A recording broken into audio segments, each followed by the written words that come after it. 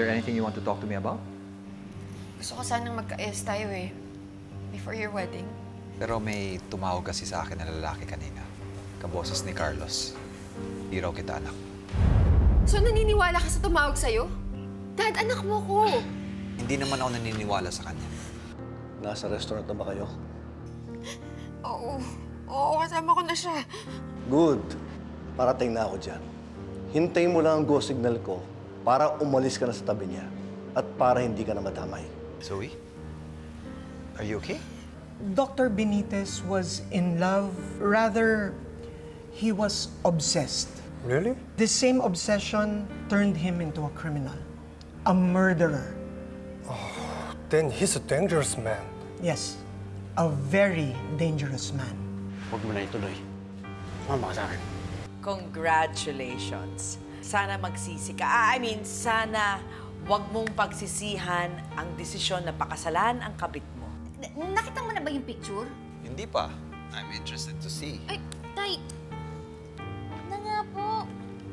Dapat, antayin niyo na lang po yung wedding day niyo ni Nanay para makita niyo yung wedding gown niya. Tama. Alam mo, RJ, dapat makinig ka sa anak natin, no? Yes. Tama. Okay, sige. Hindi pa nga tayo kasal. Ina-under niyo na ako, ha? O sige, bye-bye, ah. Bye!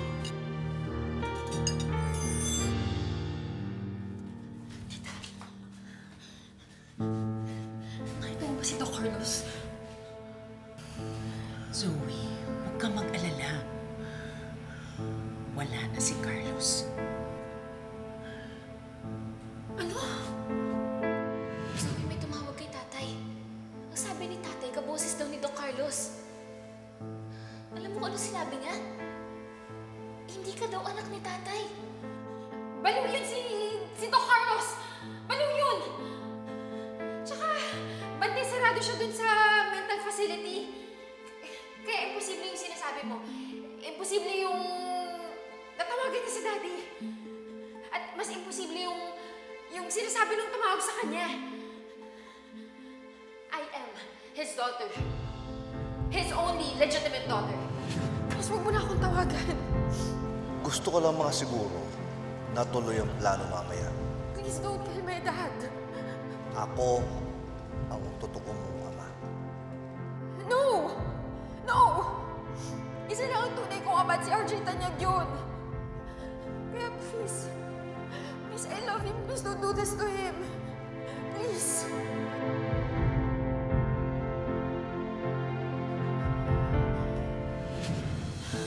Pero tita, nasan si Dad?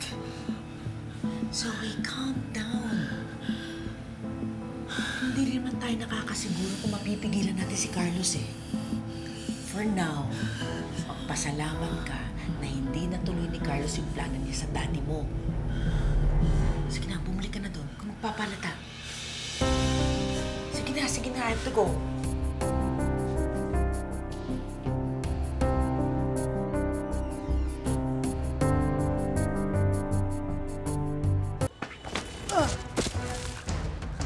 Sino ka ba?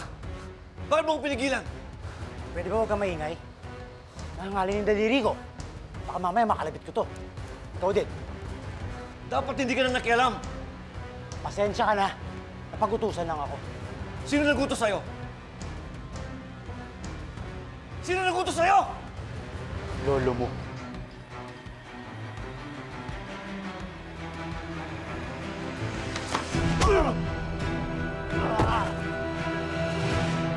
Bumalik ka dito!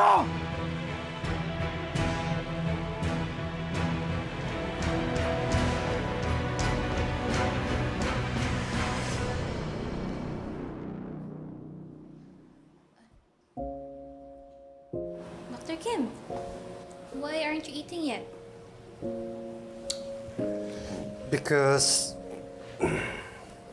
the person I want to have dinner with already had dinner with someone else.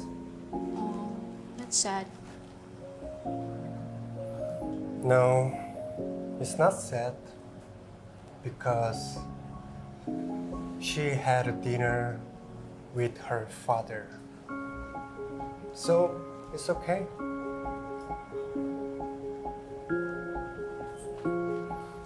back to Santos, I was referring to you. Huh? Because bad kita. I mean, is it correct word, right? Yeah, I mean... Bet mo ko? What do you mean? You know what I mean.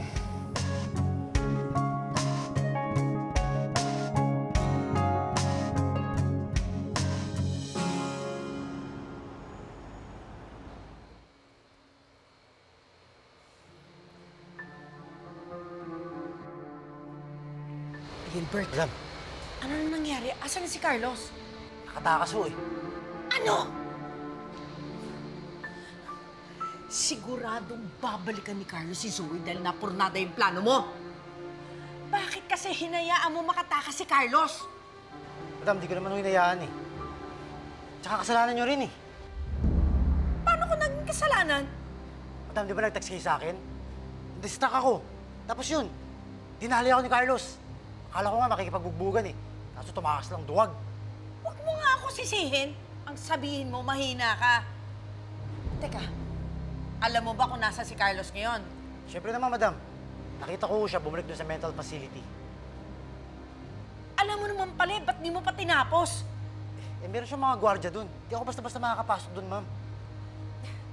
Well, then find a way na makapasok ka.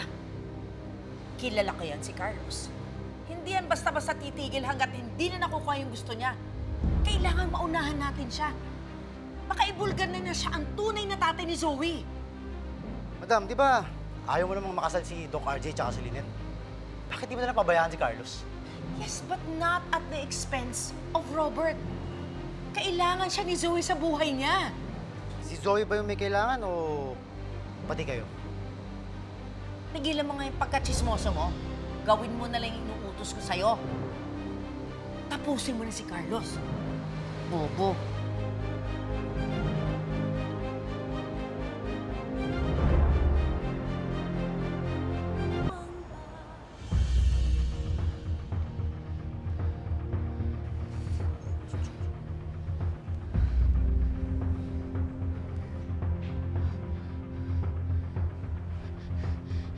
Dok, ba't ngayon ka lang?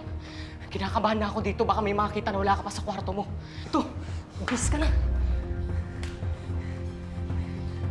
Tignan mo. Akin na yan.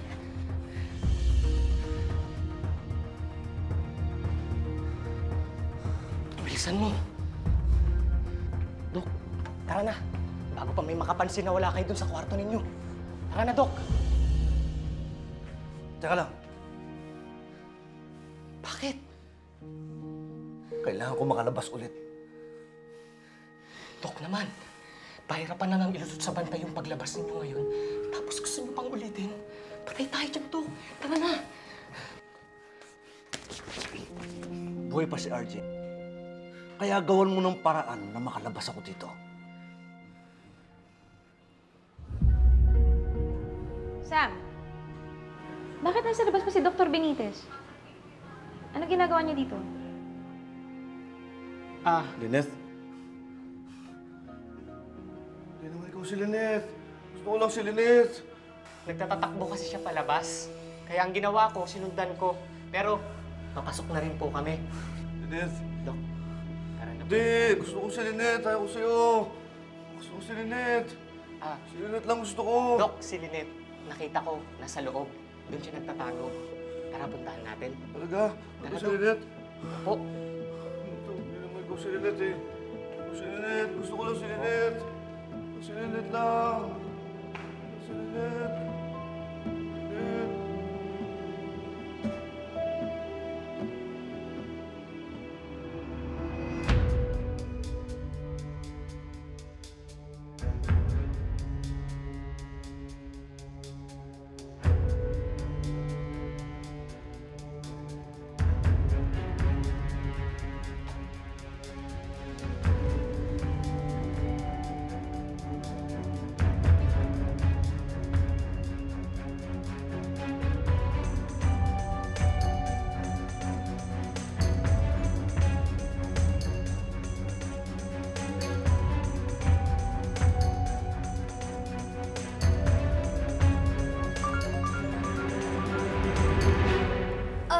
excuse me. My friend's calling me. Hello, Nurse Chen? Hello, Dr. Santos. Di ba kasi sabi mo tawagan kita kapag may napansin akong kakaiba kay Dr. Carlos? Bakit? May napansin ka bang kakaiba sa kanya? Parang tama ka kasi, Doktora eh. Parang nakakalabas sila dito sa facility. Doktora, hindi pa to sigurado ah. Pero mukhang kutob ko nakakalabas nga yata si Dr. Carlos dito sa facility. Ano? Nurse Chen, pwedeng favor? Pwedeng bantahin mo si Doc Carlos? Tapos pag may nakuha kang impormasyon sa kanya, tawagan mo ulit ako, ah. Sige, Doktora, makakaasa ka. Babalitaan na lang kita agad. Sige, thank you.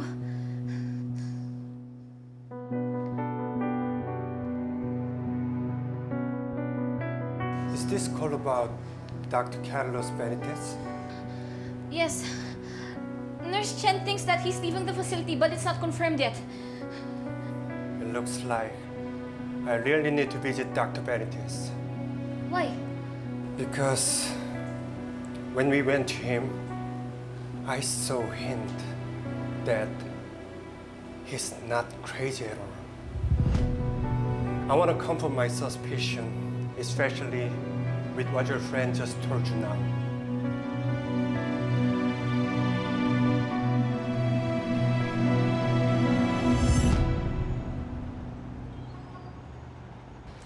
Ano? May balita ka na ba kay Carlos? Madam, tama ho inala ko. Doon siya sa mental facility. Pagkatapos nung kagabi, bumalik siya doon. Alam mo, delikado si RJ hanggat buhay si Carlos. Kailangan tapusin mo na yun. Mukhang in love pa kayo sa ex niya, madam, ah. Uy, hindi ganun yun, ah. Iniisip ko si Zoe. Hindi siya matatahimik dahil alam niya kapag buhay pa si Carlos, papatayin niya si RJ. Naaawa ko sa anak ko. Okay ho, ma'am. Sabi niyo eh. Paano ho yan? Bukas na ang kasal ni Doc RJ tsaka ni Ma'am Lynette. Anong plano natin? Huwag mo nang isipin yon. Basta mag-focus ka kay Carlos at ako na ang bahala sa kasal ni Lynette. Ma'am, mukhang may pinaplano kayo sa kasal niya. Tutuloyan niyo na ba si Lynette? Hindi nga pwede.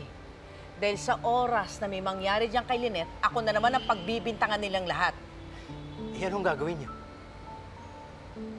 Let's just say na magkakaroon ng isang malaking pasabog si Lynette sa kasal niya. Isang mabahong pasabog. Madam, paano niyo naman gagawin yun? Hindi naman kayo invited sa kasal. Buti pa nga si Doc Zoe, invited eh. Pero kayo, nga.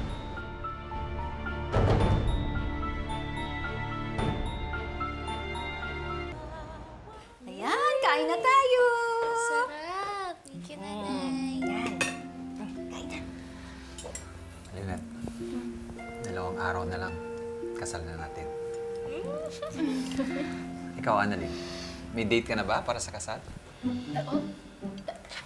Anong date? Bata pa yung anak natin. Date? Date lang naman sinasabi ko. Hindi ko naman sinasabi na mag-boyfriend si Annalyn. Tayo, wala po akong kadate. Totoo lang po, gusto ko si Doc Lindon sana. Kaso hindi nga po siya nagpaparamdam. Ang ibig mong sabihin hanggang ngayon, hindi mo pa rin siya nakakausap? Opo.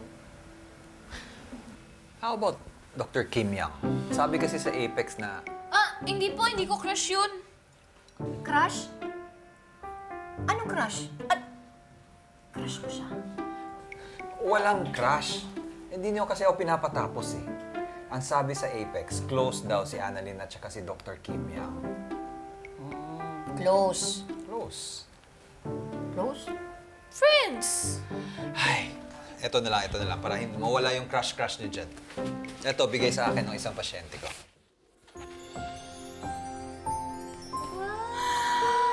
Ang ganda! Ganda!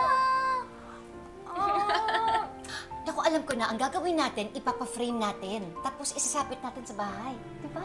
Ganda. Pero patingin nga po muna ako. Parang taba ng mukha ko dyan. Hindi! Ganda nga eh. Ang laki ng mukha ko. Gusto. Oh, ang ganda oh. Cute. Parang fresh ka dito, anak ha. Nga pa eh. Parang nasobrahan sa tulog.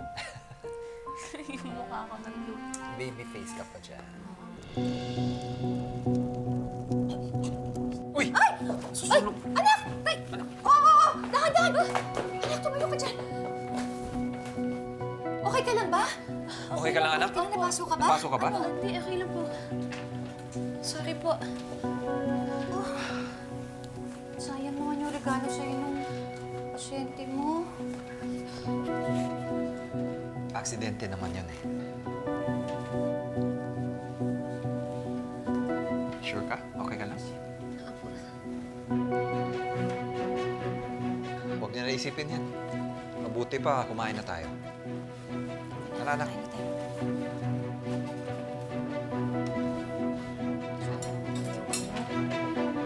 Ang regalo sa'yo ng pasyente mo.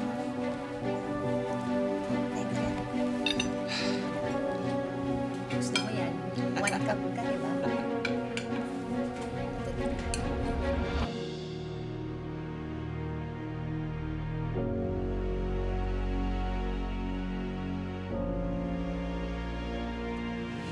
Doktora, hindi pa to sigurado Pero mukhang kutob po nakakalabas na yata si Dr. Carlos dito sa facility. It looks like I really need to visit Dr. Benitez. Why? Because when we went to him, I saw hint that he's not crazy at all. I want to confirm my suspicion, especially with what your friend just told you now.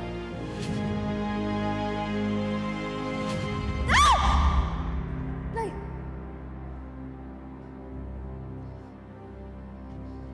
Talaga ba, Dok? Sasaktan mo si nanay sa harapan ko ba?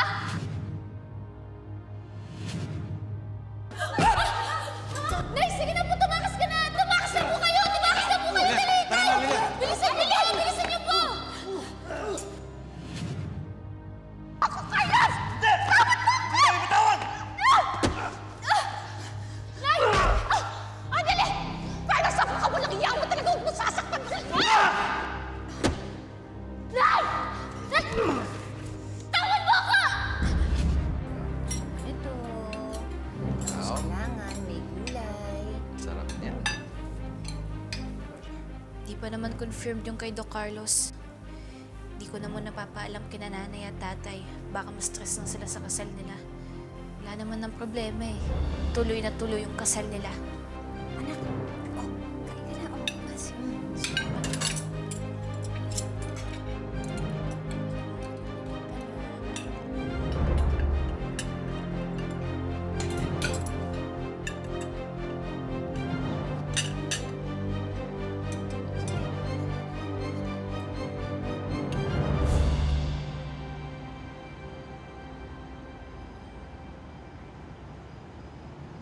Siguraduhin mo na si Lynette mismo ang iinom ng juice na ibibigay mo, ha? Go! I can't wait to see how messy that bridal march is going to be. Mom, I have to go. Mag-ayos pa ako eh. Zoe, baka naman pwede mo ako isama sa wedding na yan. No. Manggugulo ka na naman dun eh. Kahit ano pang gawin mo, tuloy na yung kasal. Teka, nakapag-dinner ka lang sa dad mo eh. Kakampi mo na sila agad. Hindi ko sila kinakampihan. Katsipan kasi yung pupunta ka sa wedding na hindi ka naman invited. It's like you're desperate for attention. Tell me, desperado ka na ba talaga? Oo, desperado na ako. Zoe, pagbigyan mo na ako. You owe me this. Your dad is alive because of me. At buhay pa rin si Doc Carlos. And I'm worried na baka manggulo siya dun sa kasal. Baka mapahamak si Daddy, kaya please, huwag ka rin sumabay. Si Carlos ba ang pinoproblema mo? Problem solved. Inutusan ko na si Gilbert.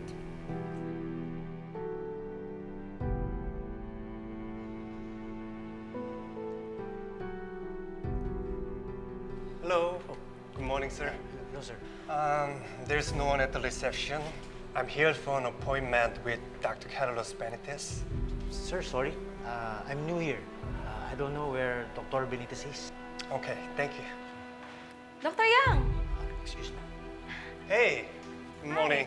Good morning, sir. Nice to see you again. Good to see you too. You're early. I want to finish early today so I can update Dr. Santos as soon as possible. By the way, where is Dr. Benitez? Oh, this way, Doc.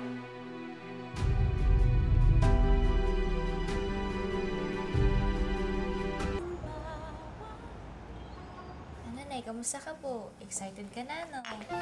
Pero ninenervous ako, anak. Lynette, andito na yung in-order mong juice. Ay, sige po, Chang, pakilagay na lang po dyan. Ay, teka, anak ha, magsisiyar lang ako. Chang, sandali lang ho ah. Naiiyak ako, hindi ko alam kung anong nararamdaman ko. Sandali, ninenervous ako. Sandali ah. Nanay, oh. Apo, halika. Lola, bakit po? Iniisip mo pa rin ba yung sinabi mo sa akin kagabi? Yung tungkol kay Doc Carlos? Pero, pupuntahan naman po siya ni Doc Kim eh. I-check po kung baliw po talaga siya. Yun naman pala. Tsaka, di ba, sinabi mo nga na meron kang kaibigang nurse doon na babantayan si Doc Carlos? Opo.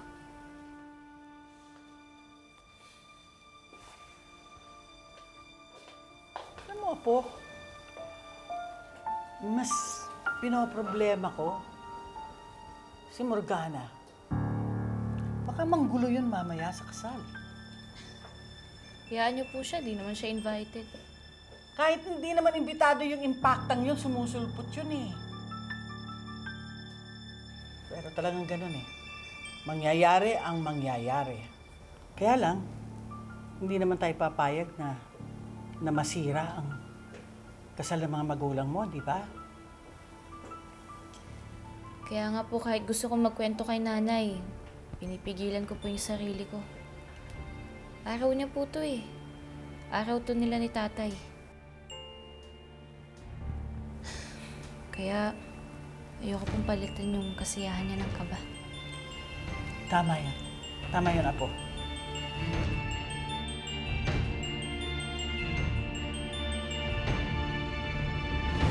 Dr. Yang, nakausap ko tungkol kay Carlos. Ano tungkol kay Carlos? Duda daw siya na may mental illness daw si Carlos. Ang alam ko nga, pupunta nga daw si Dr. Yang doon sa mental facility to find out kung totoo ang hinala niya. Doc, he's not here. Where is he? Wala na si Doc Carlos. Nakatakas na po siya. Nakatakas si Carlos? Nakatakas daw po si Doc Carlos. At ang tingin po ni Doc Kim, papunta po siya sa kasal nila nanay. Ha? Dad, I think it's better kung huwag mo muna ituloy yung kasal today. Bakit mo pinapahinto yung kasal? I have a bad feeling today. Matagal ko nang hinintay ito. Gusto ko na magpakasal kay Lynette and I want it now. Pero a disaster is coming. What disaster, Zoe? Kung hindi ka mapupunta sa akin, walang ibang makikinabang sa'yo.